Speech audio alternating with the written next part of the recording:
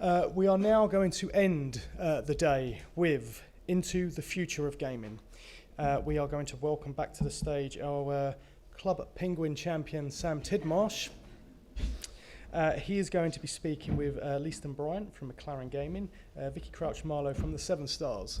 And please welcome them to the stage.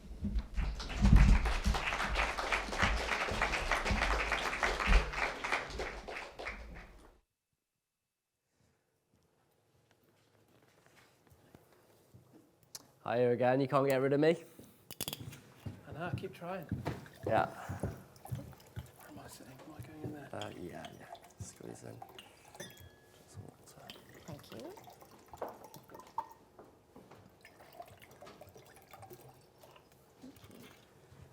you. So, welcome to our panel, Into the Future of Club Penguin. No?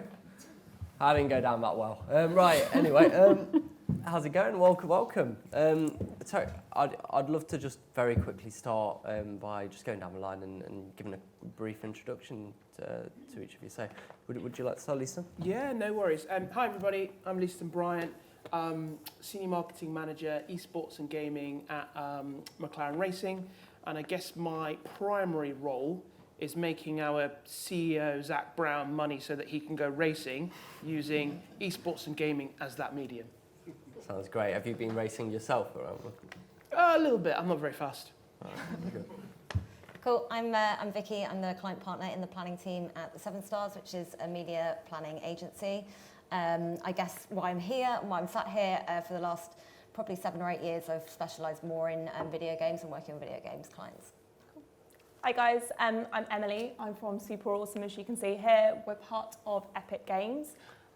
What I kind of specialise in is my remit is very much focused around retail and personal care clients, but what we call our growth clients. So bringing loads of the kind of, anyone from Adidas to Armani to Nike and kind of really helping them to kind of understand what gaming really means for them.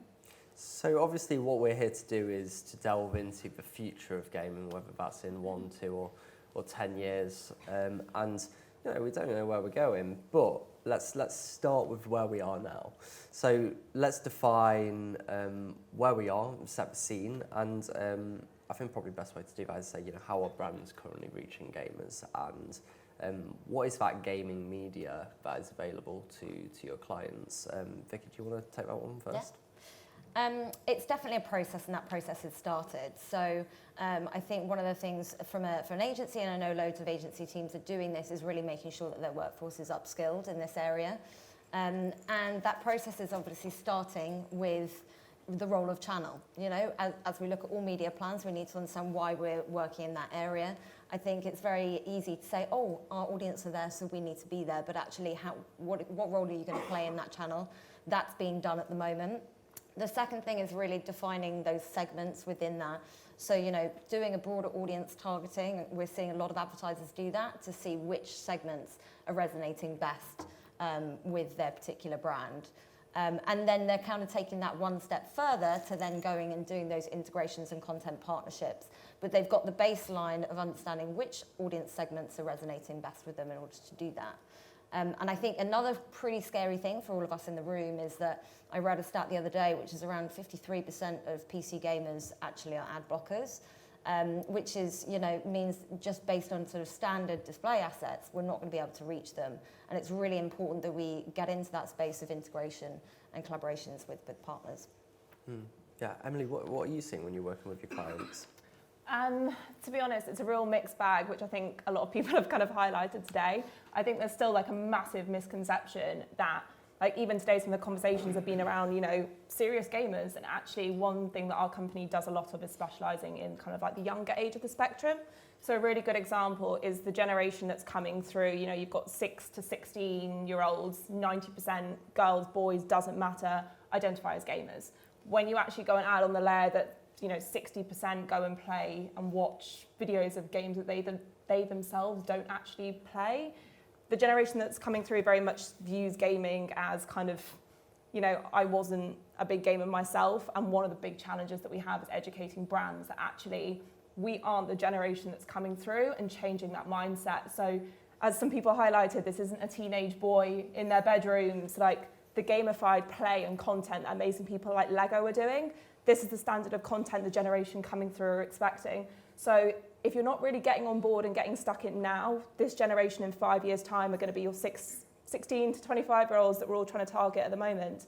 And yeah, they're a lot smarter and they're a lot cleverer than us when it comes to innovation and gaming. Are there McLaren car NFTs yet? Yeah, there are loads. Yeah, right. Yeah. That's all I have for you for Okay, now. cool. Right, fine. No, what are you seeing? How are you interacting with this space? I mean, I think, Lou, Emerson, I really enjoyed your talk, by the way. We saw a lot of people come to us sort of around the pandemic saying, oh, we need a gaming strategy, we need an esports strategy.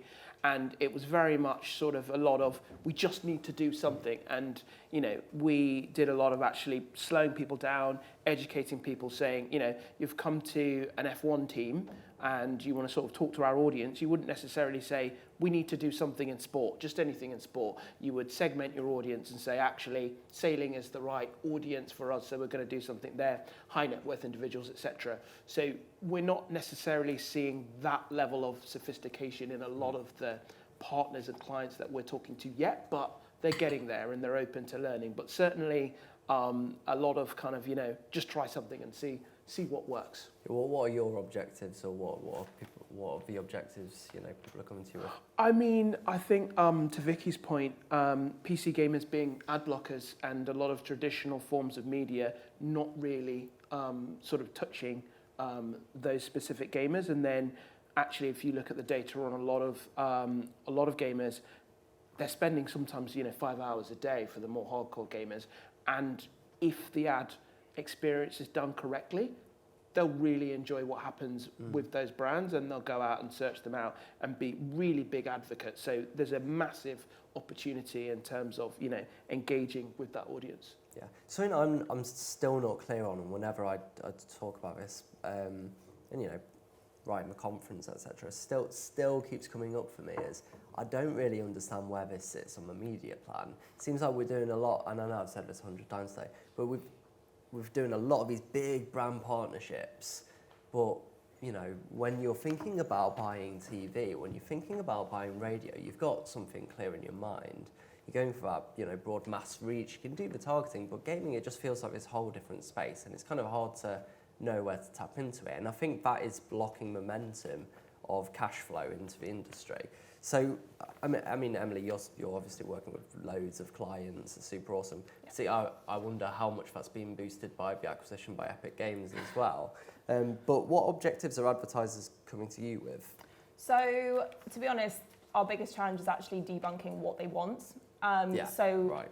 We cover a really wide range. You know, what we try and really break down is, A, what do they want? What are their objectives? Because I'm sure we all know some brands very much to say, we want a PR headline. And if that's what you want, great, that's not a problem.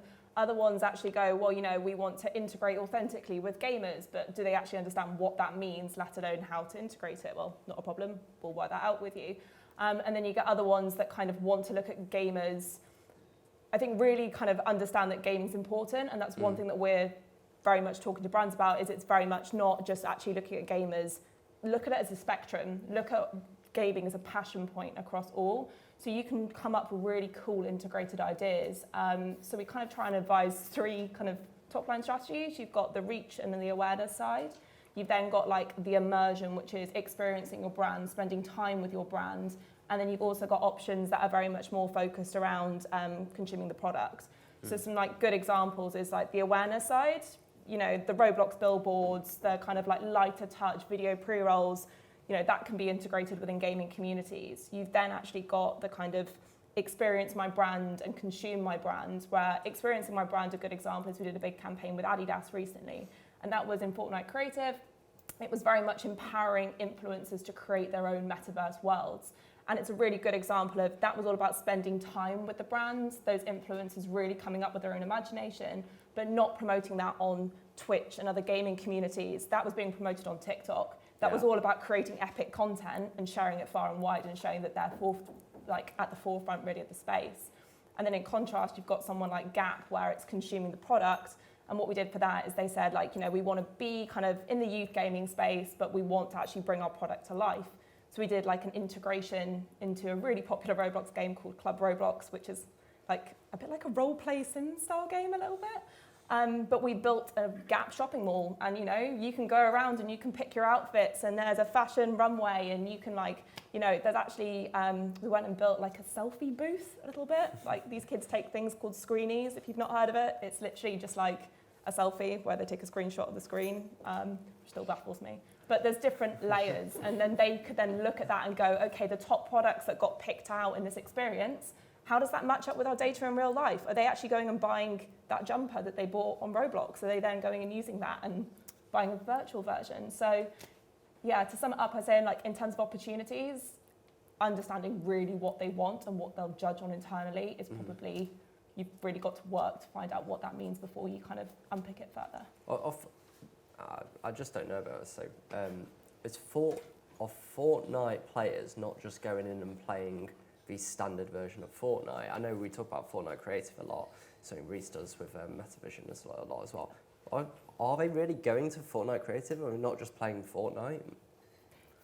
Yeah, they are. There's some, I'm being careful what I say because I'm not official Epic Games comms, to be clear. But, you know, we do have some really good insights that if anyone's interested, we can share with you guys afterwards in terms of, you know, the audience on Fortnite. So many of them, I think it's about 70%, spend their time actually on Fortnite creative mode, where there's tons of different types of gameplays. And that's where most brands are building, like the Metavision guys, which did an amazing job on John Lewis, are building these really creative, immersive brand experience worlds. Yeah, if people haven't checked it out, check it out. It's we did it at Future of Gaming last year as well, so there'll be a presentation on YouTube somewhere. But really interesting case study where the castle in I'm a Celebrity was rebuilt in Fortnite, and it looks really impressive. Definitely want to check out. Vicky, what have you been working with clients on?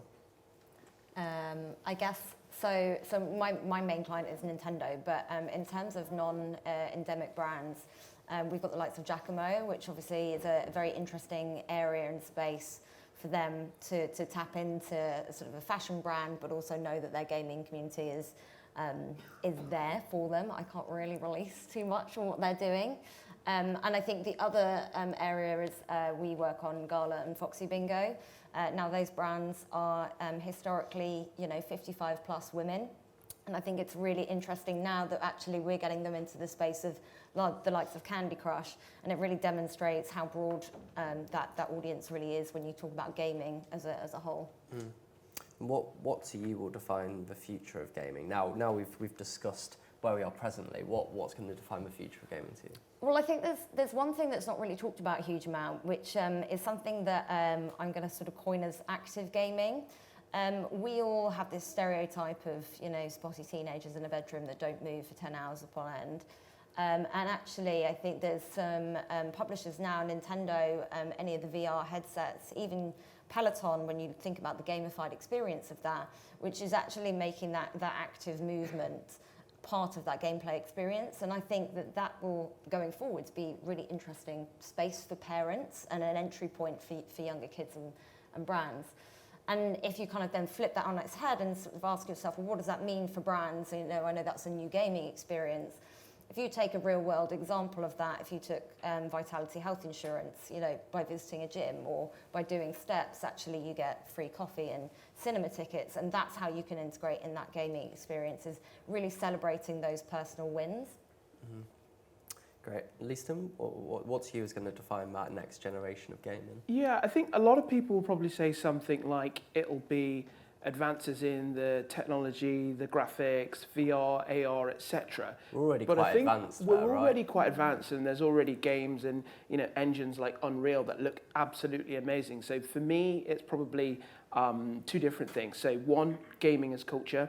If I just walk around sort of like a town centre now, more than Arsenal and Liverpool shirts, I'll see kids wearing Fortnite, PlayStation, Xbox, Minecraft. So as those kids grow up and they, you know, experience that merch and play games with their friends, and, you know, they become the consumers and the execs of the future, that'll help define the future of gaming massively. And it's already doing incredibly well. It's a huge industry, but I still don't think that it's actually reached its full potential.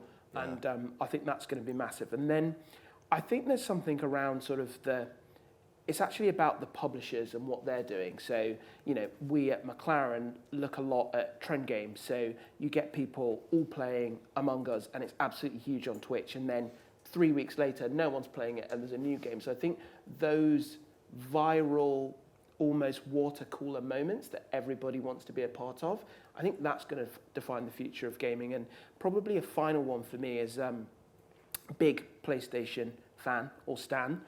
And, they're producing a TV show for The Last of Us. And we saw what, Arcane did for League of Legends. Could we finally have a really good video game adaptation?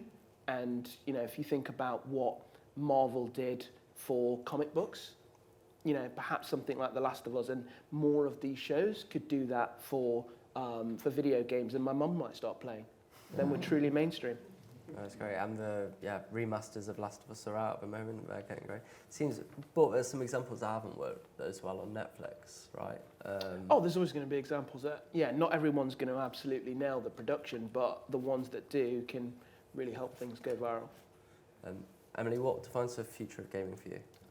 I actually really agree with you. I think one of the things as well is accessibility, because kind of building on what you said, I think the generation coming through, or even people just having accessibility to things like the Unreal Engine or other tools that they can go and build their own games. Like there's developers that we've spoken to that we're like, oh God, you're 16, and they're just doing it themselves at home, and they've gone and built their own company up at 21. It's really impressive how that's coming up, and I do think, especially as we're kind of looking at, vision of the future, I guess it's kind of really stemming from game platforms because they've got the audiences at the moment. But there's going to be so many more that come through that we don't even know of yet, just like how TikTok came through out of nowhere with social media. I do think it's that kind of similar. We'll see what's going to be the new hit in a year or two, and then it will kind of help stem from there. But creativity will really kind of build it for me. Well, yeah, it's one of those questions. Obviously, we don't know. Fortnite when was that made? 6 years ago, something like that. So we don't know what's going to happen. Have we got any audience questions at this point? If not, get thinking. We've got an expert panel up here to close the day, so get your thinking caps on. Leeston, I'm going to turn to you. How should marketers be thinking about these future technologies we've been hearing about? VR, AR, the metaverse, Web3. Is this the future of the internet, as we spoke about earlier? So I would say don't follow Logan Paul's example. I think we've all heard about his NFT investments recently. And I think, like any of these platforms or any new platform that's coming, deal with it with a healthy dose of skepticism, really. I think a lot of the time with a new hype technology, and we certainly saw this with NFTs, there's a lot of people who position themselves as experts in the space, and perhaps they are, but I think if those experts are not seeking to demystify what's happening, then they're probably not useful to you and your brands in terms of actually getting into the space. So NFTs actually have been a big learning curve for McLaren massively. We've got 2 big partners now, and I think the F1 audience has been quite skeptical of NFTs, and a lot of teams in the F1 space have actually used them as a little bit of a cash grab, to be honest. And we actually really took our time before entering into the market to make sure that we not only understood it, but we could explain it in really simple terms to our fans. And the sweet spot for us was being able to add additional utilities to those NFTs that they might not be able to get originally. So, we weren't just selling digital images. The digital elements came with an experience that you couldn't get, such as a tour of the MTC or maybe like a phone call with one of our F1 drivers. So, if the NFT market goes to pot, you've still had an experience that you wouldn't have got otherwise. And I think a lot of our fans really, really enjoyed that. The other thing for us was that when we entered the NFT market, we created our own Discord, which I think has about 60,000 people in it at the moment. It's really, really active. And we have sort of empowered people within that to answer a lot of questions on McLaren's behalf.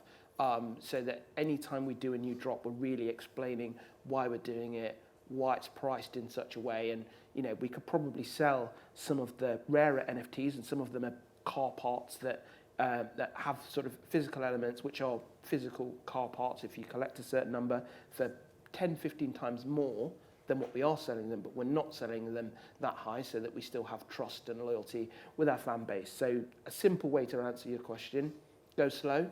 And actually, you might miss the bubble if you go slow, but then you've missed a bubble, so it's probably a good thing. So you can get car parts as NFTs now. What can you get from Nintendo as an NFT? I don't think you can. Nothing yet? No, nothing yet. Oh, well, there we go. Something to do after this panel. Tell me what you're thinking about what you're advising clients on when it comes to VR, AR, metaverse, Web3.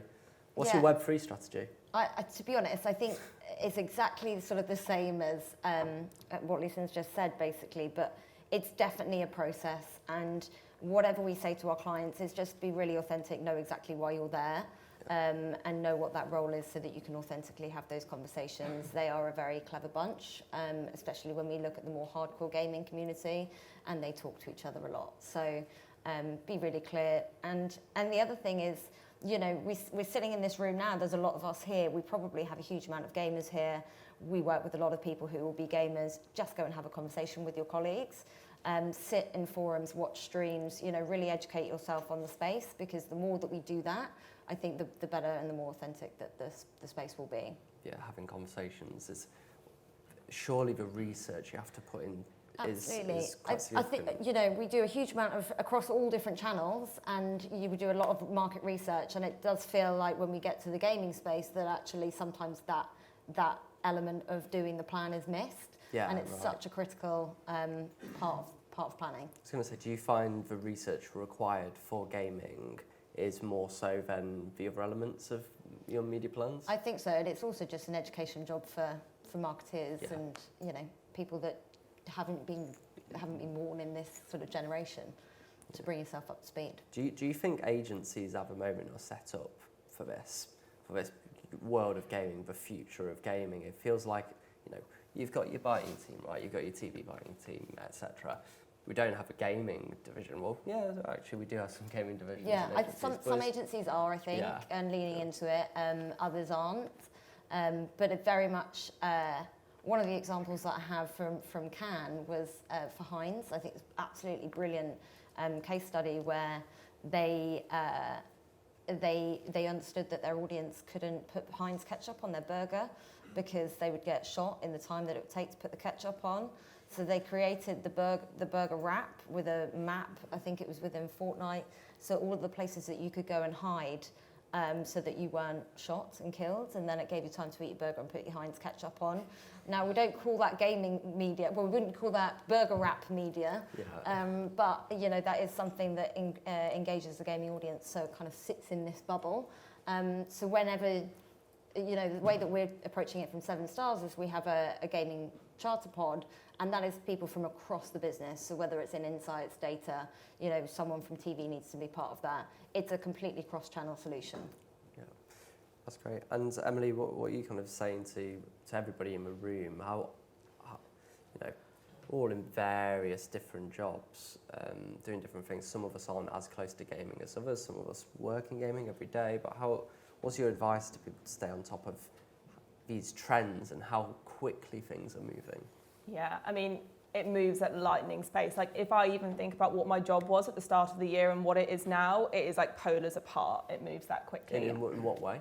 In the sense of, I guess, in terms of kind of echoing what Vicky said with the integration level, in terms of very much, and it's very encouraging, like brands not viewing it as a one-off gaming activation. It's what can we do with that content? Where can we take that content? Can we put it on 3D out-of-home billboards? Can we, integrate it onto an in-real-life event? So a lot more of what I do now is creative strategy, which is why the first thing we do with brands is actually we'll have a sit-down workshop with them to be like, tell us about your brand. Let us really get into the bugbears of what your brand stands for. And that's where the cool ideas come from. So for example, similar to your Heinz one, Wendy's, like, this isn't our activation to be clear, but what the Wendy's team did in Fortnite was really cool. And what they did is they went and got everyone and encouraged people to go and destroy fridge freezers in Fortnite because none of their burgers are refrigerated. Like, that's such a good example of how you don't have to go and build a custom world, but you can actually just come up with really cool creative ideas that feel native. So one of the things that I definitely recommend is, like, if you see articles, like, obviously consume content, come to cool events like this, but question why brands do the strategies that they're doing. Like, what is their purpose? What is their objective? Instead of just going, that's a cool idea, try and like unpick it. But then also lean on people that are gamers and know what they're doing. Like I said, I understand this space, I work in this space, but I am not, and I will hand on heart say that, I'm not a Fortnite player. I've played on Fortnite and I do play on Fortnite for my job, but I'm not, a person that goes on it every day. So every strategy we put together, we sit down with a gaming team and actually coming up with different ideas and perspectives from those that are hardcore, massive gaming fans and those that aren't, that have creative ideas. It works quite well to gel it together, especially if you're working with a team like Vicky's that then can go, great, we've got someone from TV here, we've got someone from social here. So it starts getting different viewpoints, and I think that's where like the kind of magic starts happening. And this is all still about eyeballs, right? It's all still about reach. And it's funny because we talk about Fortnite a lot, and I think what's interesting and why we're talking about Fortnite a lot and not maybe Decentraland is the amount of people that are playing it, right? And I don't know if you've considered it as a brand, but with something like Decentraland, have you considered buying a plot of land for the future, or are you not thinking that far ahead? Yeah, I mean, I think for us, our goal ultimately is revenue and fans. Yeah. So we've got to think about, what is going to get us to those objectives and sort of, deliver those within sort of a 12-month period. So we're thinking about what we can be doing over, a 3 to 5 year period. But in terms of actioning things, it's in that sort of, that year period. And where we launched, I don't know if everybody here has seen it, but we launched the F1 car in 2022 in Roblox. We created a custom world, which was the first time the McLaren Technology Centre had ever been in a game. And to do that, we partnered with a really talented developer, and we actually integrated into 3 different racing games so people could go and drive that car before our F1 drivers had even driven the car, was sort of the tagline that we used. And, Roblox is a game that's got now, I think, 210 million monthly active users, a lot of young fans, and it made perfect sense for us to go and target that new audience during a moment which traditionally had been for avid F1 fans, and we know that absolutely worked for us, and we've got research to back that up. And then we look at something like Decentraland, which, while super interesting and I'm sure will be incredible in the future, the monthly active users, they might argue sort of differently, but certainly not more than sort of 200,000 a month, which is smaller than a small game, really. So for us, that doesn't make business sense in terms of revenue and fans. So we wouldn't do it. But certainly, if you're looking in the sort of the 5 year period, it might be worth a punt on a bit of land. So your focus is eyeballs and performance? Yes. Would you say that's the same across your clients? Eyeballs, performance, yeah. But not a long-term branding strategy. No, and I think that's because people go, oh, my audience games, so we should be in gaming. And I think that's where people need to pause and be like, what's the role that we're actually playing in that space? Right. Yeah. Any questions from the audience at this point? Yeah. Have we got a microphone at the back? Feel free. I'm Tess. I'm game director at PhD, one of those nascent specialist teams in an agency. One of the industry problems I think we've been having for a long time is how we segment a gaming audience, because we went through this phase of calling everyone a gamer, which I thought was terrible, and then that turned into, well, if everyone's a gamer, no one's a gamer, and that was even worse. The sort of person that plays League is not the same as the sort of person who plays The Sims, and that's not even demographic based, because we've talked about it, it's not just boys. So how do you approach segmenting what is a very complicated, gamers I think unite in a culture, but then within that it's a very fragmented culture as well. So how do you begin approaching quite a complicated landscape from like an audience point of view? So, is that directed at anyone in particular, or? Sorry? Would you like to? Help me out. Who would like to take that one? I can go on that segmenting one. complex so audiences? I would say think about the genre of the game. So for the likes of Nintendo, we have Japanese role-playing game, which is a segment in itself. You might have, a sports playing game. And when I guess, because it's nothing about demographics when you start to look at the type of game play that is, that if you then wanted to take one step further into that segment, you're actually, you're understanding the kind of dynamics of how people play in that particular sphere. I think just to add on to that, kind of like what I said before, from my perspective, gaming's a spectrum. Like someone, as you said, could be into League of Legends, but then at the same time, someone could just be into Candy Crush. It's really about understanding who that audience is and what matters to them. But from my perspective and from the loads of campaigns that we've run, not just from the more intensive, Roblox, Fortnite, etc. We do a lot, for example, on in-app mini games that we'll go and build, which we do a lot with people like Nintendo and Lego. So there are different levels depending on what's right for that customer. So I think you're right. You need to do a lot of research into understanding the audience and what does that mean on that spectrum and where's best to find them. I think we're all about to be booted off the stage. So finally, very quickly, I want to get one prediction from each of you about the most exciting thing that's going to be coming to the future of gaming. So I don't know who wants to take on first, Leeston? I'm going to flip the script a little and ask the audience a question. How many people have watched Squid Game?